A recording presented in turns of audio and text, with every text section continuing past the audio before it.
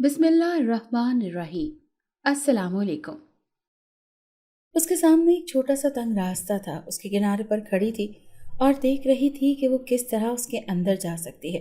लेकिन फिर भी वो हिम्मत और हौसला करके उस सुराख के अंदर जाने का इरादा कर बैठी। उसने हिम्मत करके कदम बढ़ाया और आहिस्ता आहिस्ता उसमें जाने लगी। ये एक तंग और तारीक रास्ता था। आगे जाके कहाँ खुलता था उसे कुछ अंदाज़ा नहीं था, लेकिन उसने आगे जाने की हिम्मत रखी और चलते चलते आगे की तरफ बढ़ने लगी। आगे जाके फिर रास्ता कदरे खुला हो गया था। वो थोड़ी हैरान हुई और फिर एकदम एक तेज़ रोशनी उसकी आंखों में पड़ी।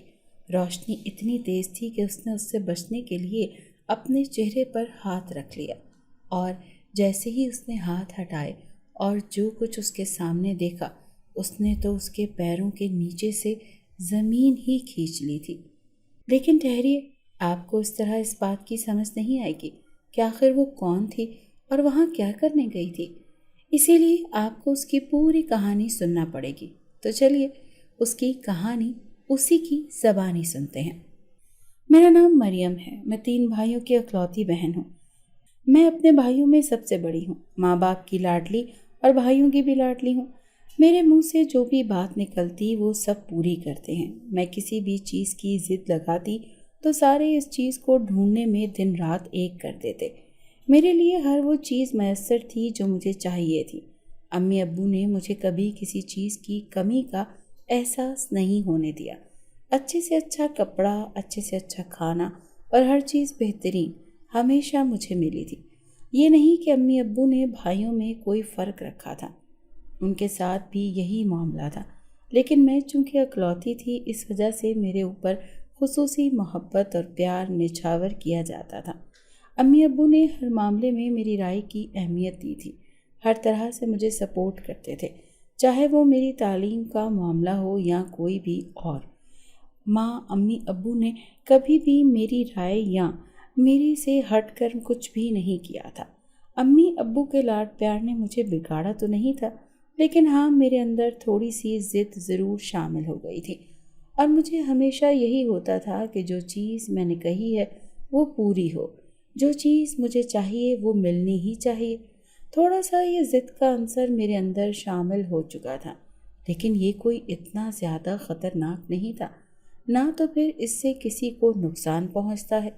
मैं अपनी पढ़ाई में मगन रहती हूँ। आला तालीम मेरा ख्वाब था।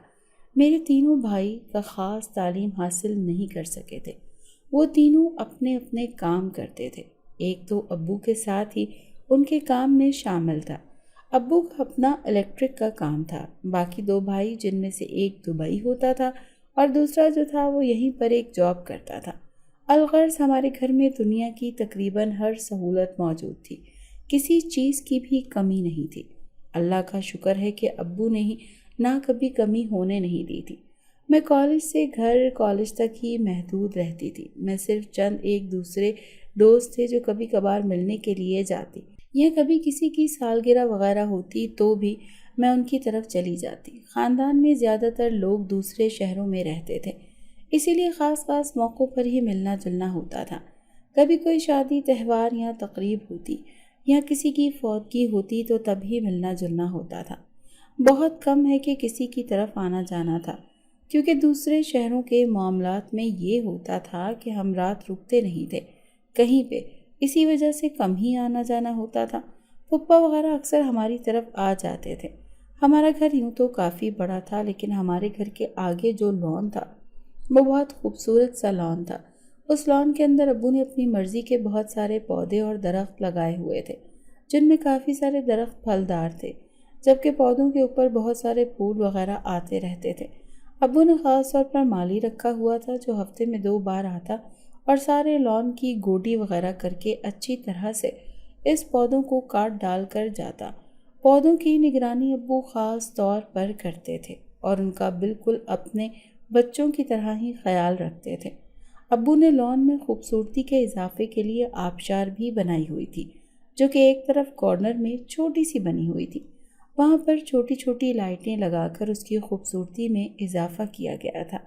मैं अक्सर लॉन में आकर बैठ जाती थी। मुझे अच्छा लगता था खुले माहौल में लॉन के पीछे بیچ بیٹھ مجھے قدرت کے نظارے کرنا پسند تھا۔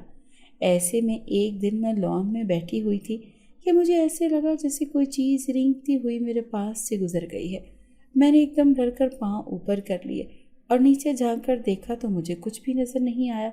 میں نے تھوڑا دائیں بائیں دیکھا تو ایک طرف کو مجھے ایک چھوٹا سا سانپ جاتا ہوا نظر آیا جو کہ اپنے بل کی طرف جا رہا تھا۔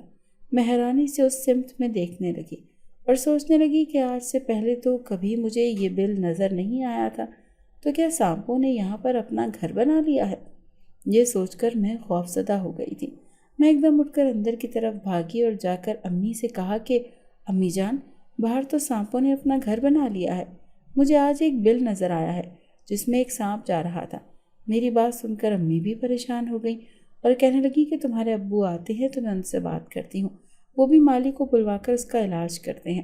امی کی بات سن کر میں نے سر ہلا دیا اور اپنے کمرے کی طرف چلی گئی۔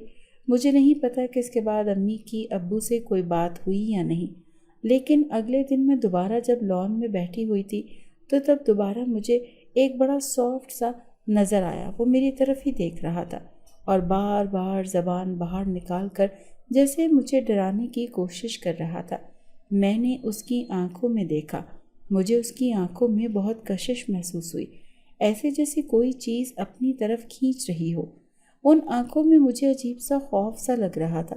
مجھے ایسا لگ رہا تھا جیسے وہ کسی سوچ میں ڈوبی ہوئی ہوں، اور کمال کی بات تو یہ تھی کہ مجھے سانپ سے ڈر بھی نہیں لگ رہا تھا۔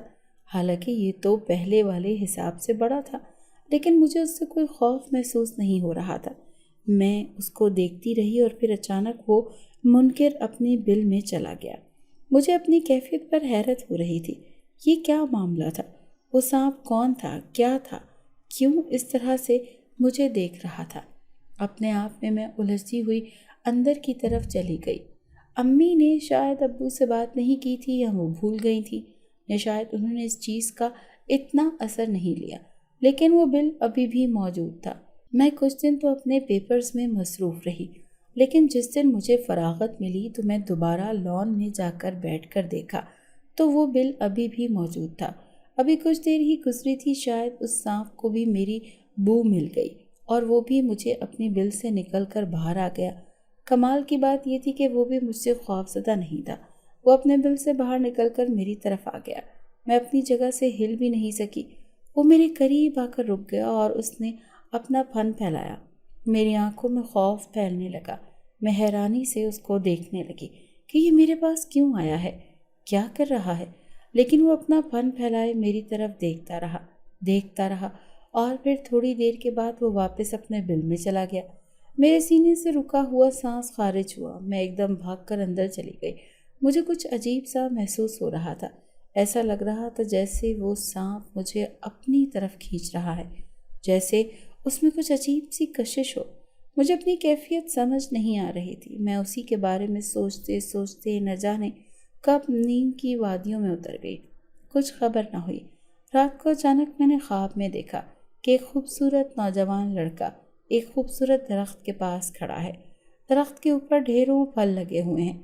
اس نوجوان کی میری طرف پیٹھ تھی۔ اس نے بہت شاندار لباس پہن رکھا تھا۔ یہ جگہ بہت خوبصورت ہوتی ہے۔ یہاں پر بہت خوشبو پھیلی ہوئی تھی۔ یہاں پر پھول اور پھل کے درخت ہیں۔ میں حیرانی سے اس کی طرف دیکھتے ہوئے آگے بڑھ رہی تھی کہ اچانک وہ ایک دم اپنا رخ موڑتا ہے۔ اتنی دیر میں بس کے قریب پہنچ جاتی ہوں۔ مسکرا کر میری طرف دیکھتا ہے، لیکن جیسے ہی وہ میری طرف دیکھتا ہے اس کی آنکھیں مجھے اسی سانپ کی یاد دلاتی ہیں جو ہمارے گھر کے لان کے بل میں تھا۔ میں حیرانی سے اس کی آنکھوں کی طرف دیکھ کر ایک دم سے خوفزدہ ہو جاتی ہوں۔ ابھی میں دیکھ رہی ہوتی ہوں تو اس کی شکل اسی حساب سے مشابہ ہونے لگتی ہے۔ اس کا جسم انسان جیسا ہوتا ہے، جبکہ اس کا چہرہ اس سانپ کی طرح لگنے لگتا ہے۔ میں خوفزدہ ہو کر بے ہوش ہو جاتی ہوں۔ اچانک میں ایک چیخ مار دوں گا۔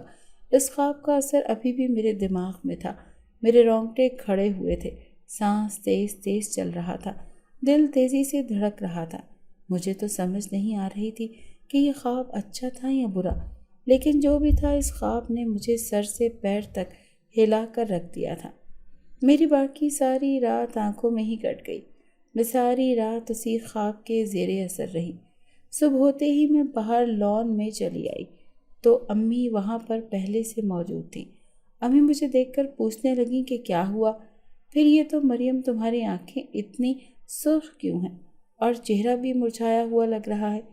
امی نے پریشانی سے میری طرف دیکھتے ہوئے پوچھا تو میں نے امی سے کہا کہ بس رات کو ایک برا خواب دیکھ لیا تھا جس کی وجہ سے ساری رات نیند نہیں آ سکی، تو اب اٹھ کر میں باہر آ گئی، شاید تازہ ہوا لینے سے میری طبیعت میں بہتری ہو جائے۔ میں نے سستی سے کہا۔ میری بات سن کر امی پریشان ہو گئی۔ اللہ خیر کرے، اور پھر ایسا کیا خواب میں نے دیکھ لیا تھا جو تم ساری رات پریشان رہیں اور سو بھی نہ سکیں؟ امی نے پریشانی اور تشویش سے مجھ سے دریافت کیا، لیکن میں نے امی کی پریشانی کے خیال سے ان کو نہیں بتایا اور امی کو تسلی دے دی۔ امی نے جانے مطمئن ہوئی کہ نہیں، لیکن انہوں نے میری بات کے اوپر سر ہلا دیا۔ میں امی کے ساتھ بیٹھ کر کافی دیر ادھر ادھر کی باتیں کرتی رہی۔ میری طبیعت میں بھی کچھ بہتری ہو گئی تھی۔ پھر امی ناشتہ بنانے کے لیے اندر چلی گئیں تو میں وہیں لان میں ہی بیٹھی رہی۔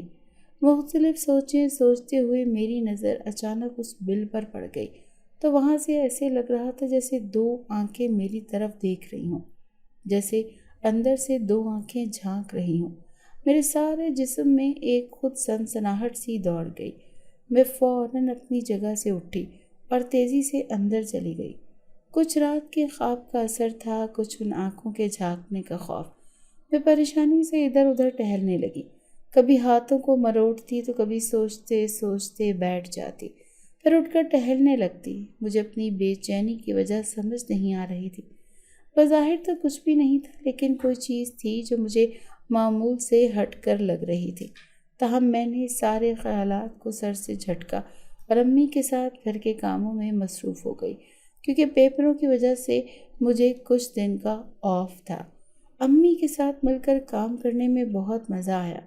ہم نے مل کر دوپہر کا کھانا بنایا اور پھر اس کے بعد میں اپنے کمرے میں سونے کے لیے چلی گئی۔ 3-4 گھنٹے کی لمبی نیند لے کر میری طبیعت بہت زیادہ فریش ہو گئی تھی۔ جو رات سے طبیعت ایک خوف اور ایک بے چینی طاری تھی، وہ اب ختم ہو چکی تھی۔ جب تک میں اٹھ کر باہر آئی، بھائی بھی کام سے آ چکے تھے اور ابو بھی باہر بیٹھے ہوئے تھے۔ سب سے مل کر میں ان کے پاس ہی بیٹھ گئی اور ہم لوگ مل کر باتیں کرنے لگے اور ایک دوسرے کو سارے دن کی رودات سنانے لگے کہ اتنے میں امی نے کھانے کا کہا کہ سب مل کر کھانا کھا لیں۔ ہم لوگ ڈائننگ ٹیبل کی طرف چلے گئے۔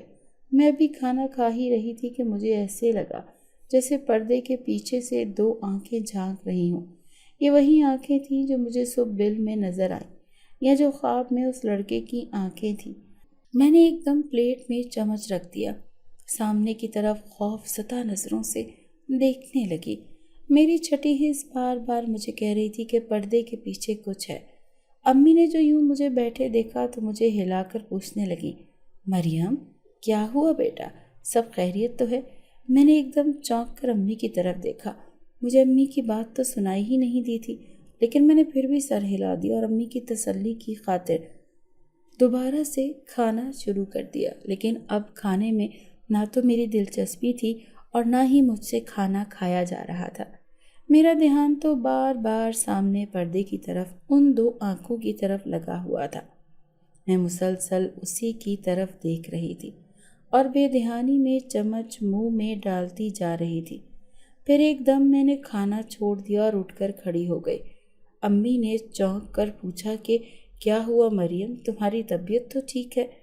تم ٹھیک ہو؟ امی نے پریشانی سے پوچھا تو میں نے کہا کہ میری طبیعت کچھ ٹھیک نہیں ہے، میں اپنے کمرے میں آرام کرنے جا رہی ہوں۔ اتنا کہہ کر میں وہاں سے آ گئی، لیکن میں نے اپنے پیچھے امی کی آواز سنی۔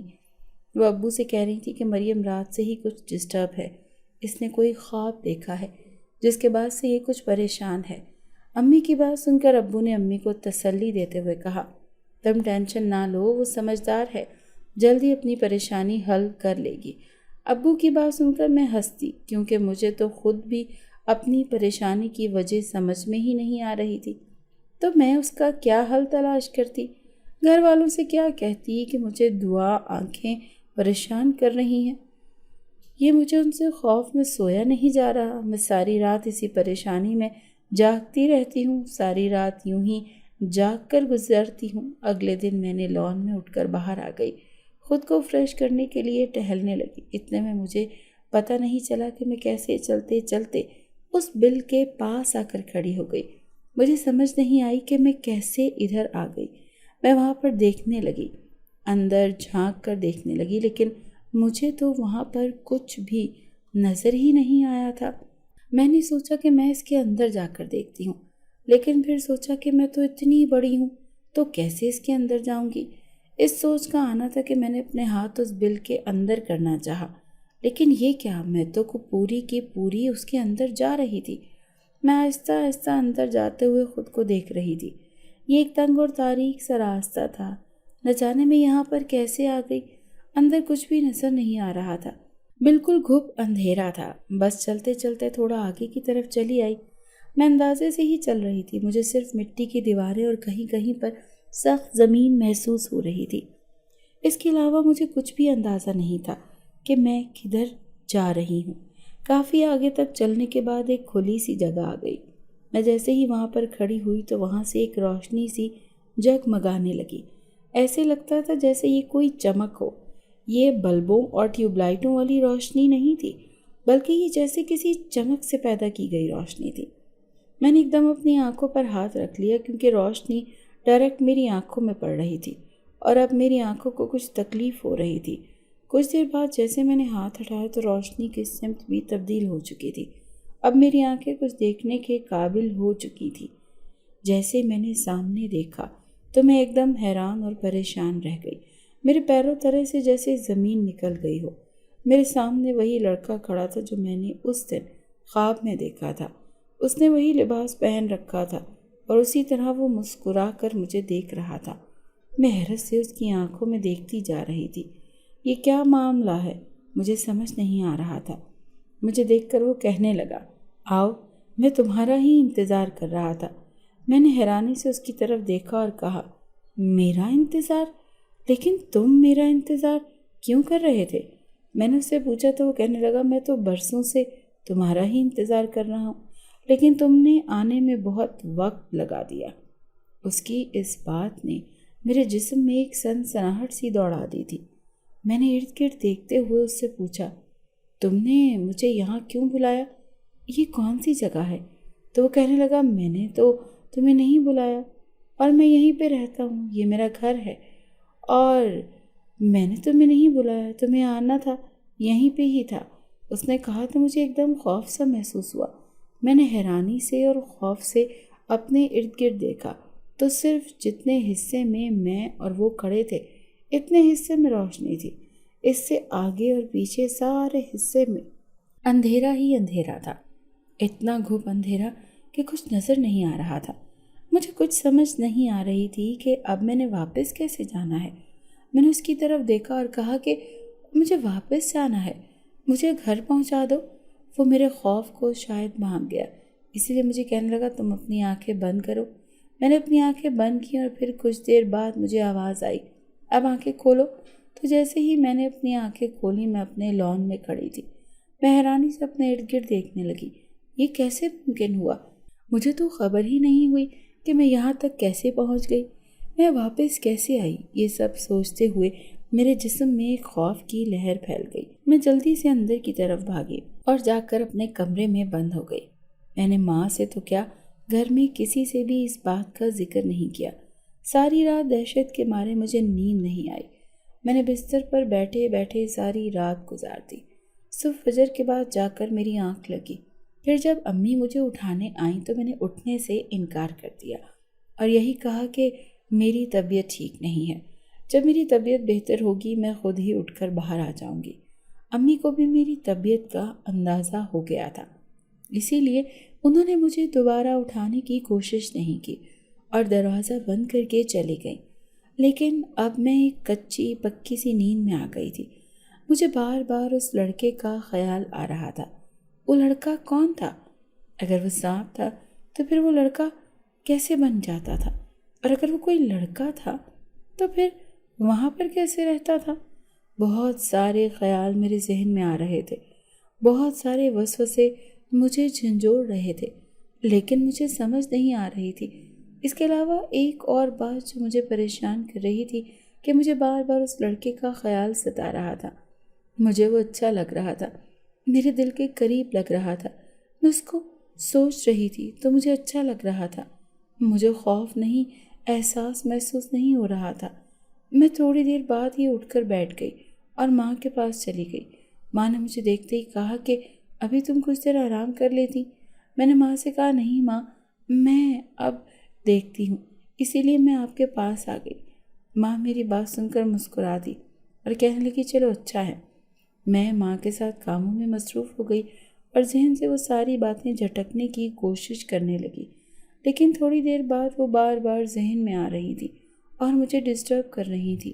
میں اپنے کاموں سے فارغ ہو کر کمرے میں آ گئی اور آ کر بیٹھ گئی۔ میں نے اور دل کے دل میں یہ طے کر لیا تھا کہ مجھے اب باہر لان میں نہیں جانا جب تک میں گھر پر ہوں۔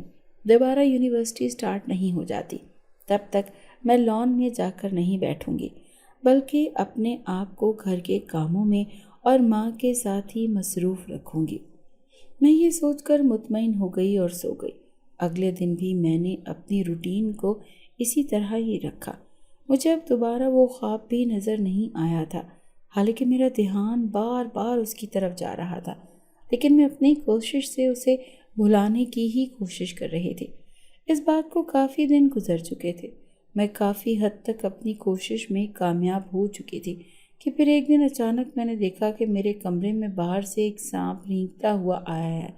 اس سانپ کو دیکھ کر میرے جسم میں سنسناہٹ دوڑ گئی، میرے جسم کے رونگٹے کھڑے ہو گئے اور آنکھیں خوف زدہ سی ہو گئیں۔ وہ سانپ چلتا چلتا میرے بیڈ تک آ گیا اور پھر ایک دم وہ انسانی روپ دھار گیا۔ یہ تو وہی لڑکا تھا جو اس دن مجھے نیچے بل میں ملا تھا اور وہی جو خواب میں نظر آیا تھا۔ میں نے حیرت سے اس کی طرف دیکھا اور کہا کہ تم یہاں پر کیا کر رہے ہو؟ مجھے دیکھ کر وہ کہنے لگا تم اتنے دنوں سے باہر لان میں نہیں آئی تو مجھے تمہاری فکر ہونے لگی، اسی لیے میں تمہاری خیریت جاننے کے لیے آیا ہوں۔ اس نے محبت بھرے لہجے میں کہا تو میں نے اسے غصے میں کہا تمہیں تو کوئی حق نہیں ہے کہ تم اس طرح سے میرے کمرے میں آؤ، تم یہاں سے چلے جاؤ اور دوبارہ کبھی ادھر نظر نہیں آنا۔ میرے لہجے کی کمزوری شاید اسے بھی نظر انداز کر گئی تھی، اسی لیے اس نے کہا کہ ایسا نہیں ہو سکتا، میں تمہیں تمہارے حال پر چھوڑ دوں، میں تمہارے پیچھے آؤں گا اور بار بار آؤں گا۔ میں بے بسی سے اس کی طرف دیکھنے لگی اور پھر ایک دم وہ چلا گیا۔ اس کے جانے کے بعد میں پھر ڈسٹرب ہو گئی، میری ساری محنت اور کوشش اکارت گئی۔ میں جو اس کو بلانے میں کسی حد تک کامیاب ہو گئی تھی، اب پھر اس موڑ پر آ کر کھڑی ہو گئی۔ میں نے اسے غصے سے بھیج تو دیا تھا اور وہ چلا بھی گیا تھا، لیکن میرے اندر کی بے چینی ختم نہیں ہو رہی تھی۔ میں کچھ بے چین سی پھر رہی تھی اور پھر اسی بے چینی میں باہر لان میں آ گئی اور جہاں پر اس کا بل تھا وہاں پر جا کر کھڑی ہو گئی۔ مجھے امید تو نہیں تھی کہ وہ مجھے دیکھ رہا ہوگا، لیکن پھر بھی میں بل میں جھانکنے لگی۔ اچانک دو آنکھیں میرے سامنے آ گئیں۔ میں ایک دم سے پیچھے ہٹی اور اپنے کمرے میں آ گئی۔ میں نے اپنے آپ کو کوس رہی تھی، یہ میں کیا کر رہی ہوں؟ میں نے خود کو ڈانٹا بھی، اپنے آپ کو مصروف کرنے کے لیے پڑھائی میں لگ گئی، لیکن کچھ دیر پڑھ کر بھی میرا دل اکتا گیا اور میں نے کتابیں بند کر کے ایک طرف رکھ دی، اپنا سر دونوں ہاتھوں سے تھام کر بیٹھ گئی اور اچانک مجھے ایسے لگا جیسے میرے کمرے میں کوئی موجود ہے۔ میں نے سر اٹھا کر دیکھا تو سامنے وہی کھڑا تھا۔ اسے دیکھ کر مجھے ایک انجانی سی خوشی محسوس ہوئی، جیسے کوئی بچہ اپنی گمشدہ چیز پا کر خوش ہو جاتا ہے، لیکن میں نے اس کے اوپر ظاہر نہیں کیا اور بظاہر غصے سے اس سے پوچھنے لگی کہ تم پھر دوبارہ ادھر آ گئے ہو، کیوں یہاں پر آئے ہو؟ تو میری بات سن کر وہ کہنے لگا میں اپنی محبت کے ہاتھوں مجبور ہو کر آیا ہوں، جب تک تم میری محبت کا جواب محبت سے نہیں دو گی میں اسی طرح آتا رہوں گا۔ اس نے اپنا نام اسد بتایا تھا۔ اسد ہر لحاظ سے ایک مکمل انسان تھا، لیکن اگر وہ ناگ نہ ہوتا تو میں اس کو انسان ہی سمجھتی۔ اگر میں اس کا اصل روپ نہ دیکھتی تو شاید میں اس سے شادی بھی کر لیتی، لیکن اب یہ کیسے ممکن تھا؟ میں خود کو سمجھا کر تھک چکی تھی، مجھے اس سے محبت ہو گئی تھی، لیکن یہ بات میں خود ماننے سے انکار کر رہی تھی۔ اب اکثر اسد میرے سامنے آ جاتا، ہم بیٹھ کر ڈھیروں باتیں کرتے، وہ اپنے بارے میں بتاتا، میں اپنی باتیں کرتی۔ دلچسپ بات یہ تھی کہ ہم دونوں ایک دوسرے کی باتوں سے نہ تو بور ہوتے تھے اور نہ ہی ہم دونوں ایک دوسرے کو ٹوکتے تھے۔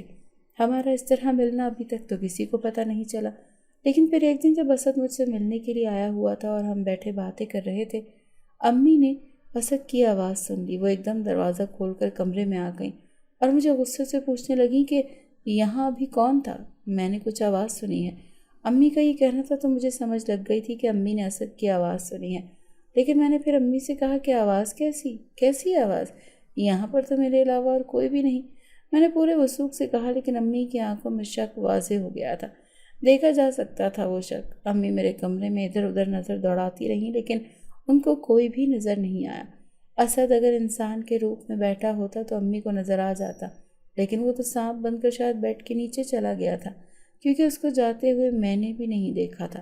امی کچھ دیر اسی طرح سے کھڑی رہیں، دیکھتی رہیں اور کچھ سوچتی رہیں، پھر اندر چلی گئی۔ مجھے اب اندر سے ایسے لگ رہا تھا جیسے امی کو مجھ پر شک ہو گیا ہے، لیکن میں اس سلسلے میں تو کچھ بھی نہیں کر سکتی تھی۔ امی کے جاتے ہی اسد دوبارہ آ گیا اور کہنے لگا، شاید تمہاری امی کو میری آواز سن کر شک ہو گیا ہے، اسی لیے وہ کمرے کو دیکھ رہی تھی۔ میں نے اسد کی بات کی تائید کی اور کہا کہ ہاں تم صحیح کہہ رہے ہو، امی کو مجھ پر شک ہو گیا ہے، اب امی کو سچ بتانا ہی پڑے گا۔ میرا اتنا کہنا تھا کہ اسد کہنے لگا، نہیں، تم اپنی امی کو کچھ مت بتانا، اگر تم نے اپنی امی کو بتا دیا تو پھر وہ ہمیں جدا کر دیں گی، وہ ہمیں ایک نہیں ہونے دیں گی، اسد نے خوفزدہ لہجے میں کہا۔ لیکن میں نے اس کی ایک نہیں سنی اور اسے یہی کہا کہ نہیں، میں امی کے ساتھ ضرور بات کروں گی اور وہ کبھی بھی ایسا نہیں کریں گی۔ اسد مجھے روکتا رہا، لیکن میں نے ارادہ کر لیا تھا اور میں اپنے ارادے میں بالکل پکی تھی۔ مجھے اپنے ارادے میں اٹل دیکھ کر اسد نے مجھے میرے حال پر چھوڑ دیا۔ میں اب موقع کے انتظار میں تھی کہ میں کس دن امی سے بات کروں اور ان سے کہوں کہ مجھے اسد کے ساتھ ہی ساری زندگی گزارنی ہے، اور پھر موقع مجھے قدرت نے ایک دن دے ہی دیا۔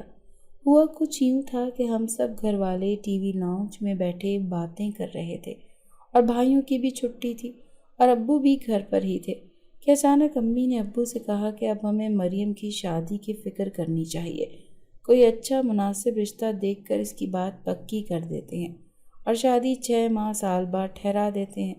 امی کی بات سن کر ابو نے بھی تائید کی اور کہنے لگے کہ ہاں، بہتر ہے کہ وقت سے ہی دیکھو تاکہ کوئی اچھا رشتہ مل جائے، اگر دیر ہو گئی تو پھر بچوں کے رشتے بہت مشکل سے ہوتے ہیں۔ ابو نے ایسے کہا تو امی ایک دم اللہ نہ کرے کہنے لگیں اور ساتھ ہی کہنے لگیں کہ ایسا نہیں ہوگا، میں انشاءاللہ جلدی کوئی مناسب سا رشتہ دیکھ کر فائنل کر دوں گی۔ امی نے اپنی سوچ کا اظہار کیا تو ابو بھی کہنے لگے، ٹھیک ہے، جیسے آپ کو بہتر لگتا ہے ویسے کیجئے، لیکن مریم کی مرضی ضرور معلوم کر لینا۔ ابو کا یہ کہنا تھا تو امی کی پرسوچ نگاہیں میری طرف اٹھی، لیکن میں نے ان کو اگنور کر دیا۔ کھانے وغیرہ سے فارغ ہو کر میں امی کے ساتھ کچن میں چلی گئی۔ امی برتن دھونے میں لگی ہوئی تھی اور میں چائے رکھنے لگی۔ کچھ ٹائم اسی طرح سے گزرا کہ پھر میں نے امی سے کہا کہ مجھے آپ سے کچھ بات کرنی ہے۔ میں نے کہا، میری طرف دیکھنے لگیں اور کہنے لگیں کہ آپ کو کیا بات کرنی ہے؟ میں نے کہا، امی، ابو نے آپ سے میری شادی کے بعد کی بات کی ہے، میں اپنی شادی اپنی مرضی سے کرنا چاہتی ہوں، میں نے اسد سے شادی کرنی ہے، آپ ایک بار اس سے مل لیں، وہ ایک اچھا لڑکا ہے، سمجھدار ہے، خوبصورت ہے، مجھے اسی سے شادی کرنی ہے۔ میں نے کہنے کو تو کہہ دیا، لیکن امی میری طرف عجیب نظروں سے دیکھنے لگی اور پھر اچانک پوچھا کہ اسد کیا کرتا ہے؟ امی کے پوچھنے کی دیر تھی کہ میں چپ ہو گئی اور مجھے تو یہ پتہ ہی نہیں تھا کہ اسد کیا کرتا ہے۔ میرا جواب پا کر امی نے کہا کہ تم مجھے اسد سے ملوا دو، اس کو گھر پر بلاؤ، دیکھتے ہیں، پھر اس کے بعد ہی فیصلہ کرتے ہیں۔ امی کی بات سن کر میں خوشی سے کھل اٹھی اور امی سے کہا کہ اس کو بلوانے کی کیا ضرورت ہے، وہ ابھی آپ سے مل لے گا۔ اتنی دیر میں اسد حاضر ہو گیا۔ امی خوف اور حیرت سے ششدر رہ گئی۔ یہ کہاں، یہاں کیسے آیا؟ امی نے حیرت اور خوف سے کہا، امی، یہ یہیں پر تو رہتا ہے۔ میں نے امی کو جواب دیا۔ میری بات سن کر امی اتنی خوفزدہ ہو گئیں کہ بے ہوش ہی ہو گئی اور میرے تو ایک دم سے ہاتھ پاؤں پھول گئے۔ میں امی کو ہوش میں لانے کی ترکیب کرنے لگی۔ کچھ دیر بعد امی کو ہوش آیا تھا، لیکن امی پہ ابھی بھی خوف طاری تھا۔ وہ مجھ سے اسد کے بارے میں پوچھنے لگی کہ میں اس کو کیسے جانتی ہوں، میں اس کو کہاں پر ملی، وغیرہ وغیرہ۔ امی نے کہا کہ مجھے مکمل تفصیل سے آگاہ کرو۔ پھر میں نے بھی امی سے کوئی بات نہیں چھپائی تھی اور امی کو سب کچھ بتا دیا۔ میری بات سن کر امی انتہائی پریشان ہو گئی اور سر پکڑ کر بیٹھ گئی۔ امی کی طبیعت خراب ہونے لگی، امی کو ٹینشن ہونے لگی۔ پریشانی کے مارے امی کا اپنے بی پی بہت ہائی ہو گیا تھا۔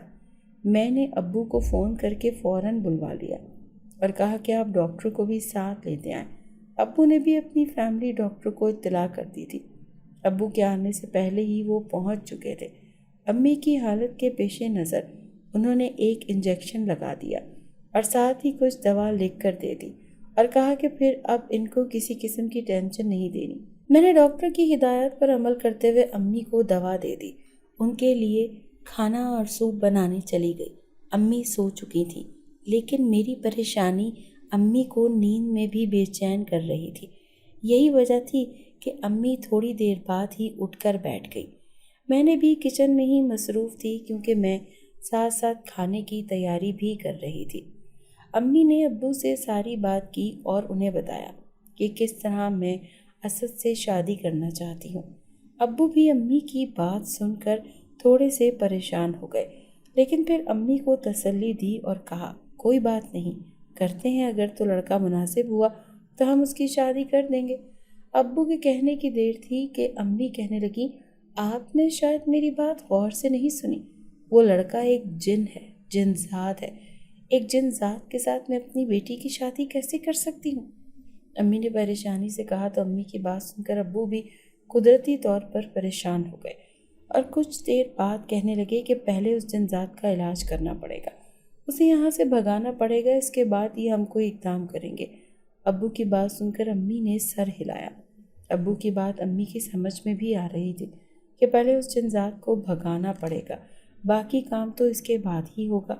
امی نے ابو سے کہا کہ پھر آپ کسی عامل کا پتہ کریں جسے ہم اپنی مریم کا علاج کروا سکیں۔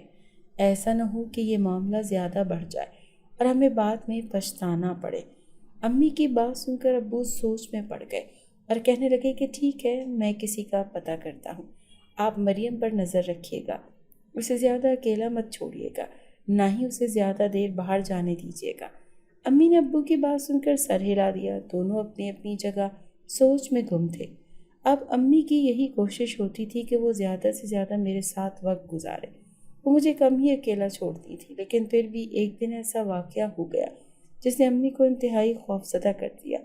میں اپنے کمرے میں بیٹھی ہوئی تھی، سب باہر تھے کہ اچانک امی نے مجھے آواز دی، مریم بیٹا تم بھی باہر آ جاؤ۔ میں بھی اسد کے ساتھ ہی بیٹھی ہوئی تھی، اس کے ساتھ باتیں کر رہی تھی، لیکن امی کی آواز سن کر چار و ناچار مجھے اٹھنا پڑا کیونکہ امی ان دنوں میری بہت زیادہ کیئر میں لگی ہوئی تھی۔ میں اسی طرح اٹھ کر باہر آ گئی، لیکن مجھے دیکھ امی چیخنے لگی۔ میں حیرت اور پریشانی سے امی کی شکل دیکھنے لگی اور میں نے پوچھا امی کیا ہوا، آپ ایسے چیخ کیوں رہی ہیں؟ امی نے انگلی سے میرے سر کی طرف اشارہ کیا۔ میں نے ذرا ناسمجھی سے امی کی طرف دیکھا تو امی کہنے لگی تمہارے سر کے اوپر وہ ہے۔ امی نے اتنے گھبرائے ہوئے انداز میں کہا کہ میں پریشان ہو گئی۔ میں نے اپنے سر کے اوپر ہاتھ مارا، لیکن مجھے تو کچھ بھی محسوس نہیں ہوا۔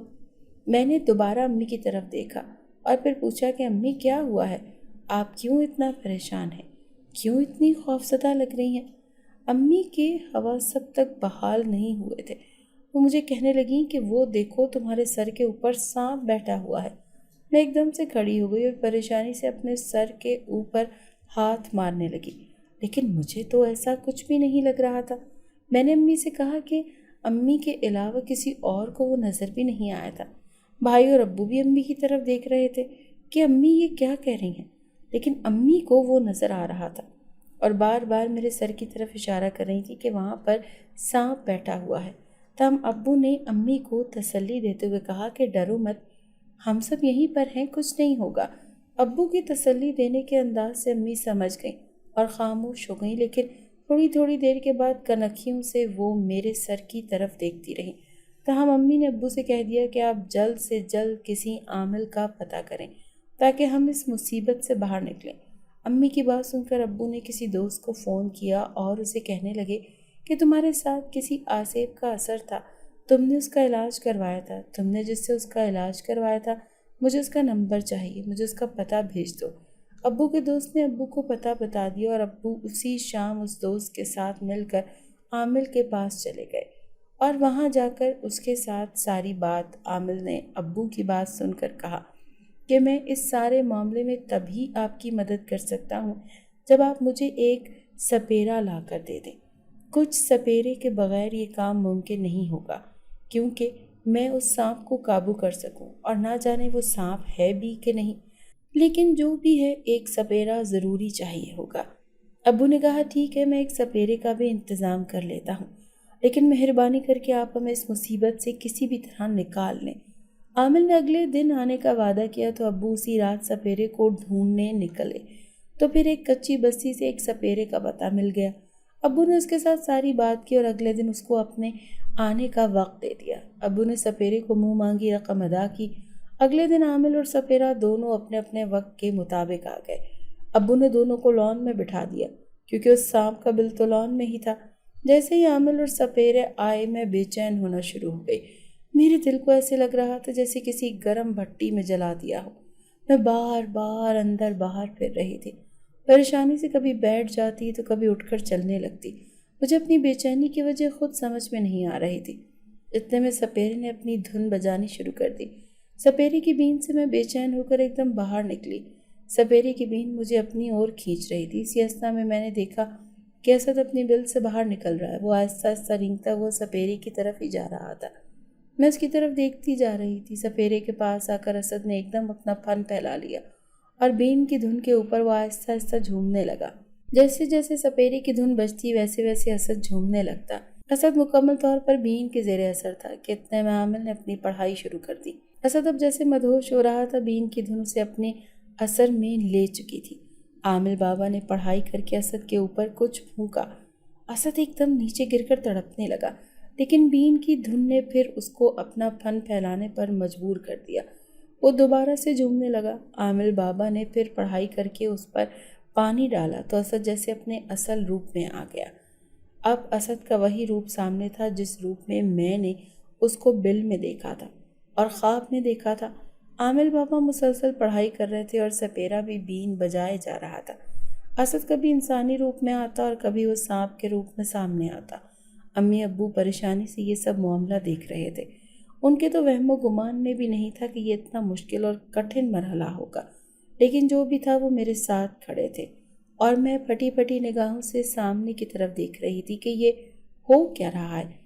میرا سب کی جان خوش رہا تھا، لیکن میں کچھ بھی کرنے سے قاصر تھی کہ اچانک اسد نے میری آنکھوں میں دیکھا۔ بس یہاں تک ہی میری حد تھی۔ میں اسد کی سمت چلنے لگی۔ امی نے مجھے روکنا چاہا لیکن میں نہیں رکی اور اپنا ہاتھ چھڑا کر اسد کی طرف بھاگنے لگی۔ میں جا کر اسد کے سر پر پہنچ گئی کہ عامل بابا نے مجھے کہا کہ پیچھے ہٹ جاؤ ورنہ اس کے ساتھ ساتھ تم بھی جل کر بھسم ہو جاؤ گی، لیکن میں نے ان کی بات نہیں سنی اور اسد کے پاس جا کر کھڑی ہو گئی۔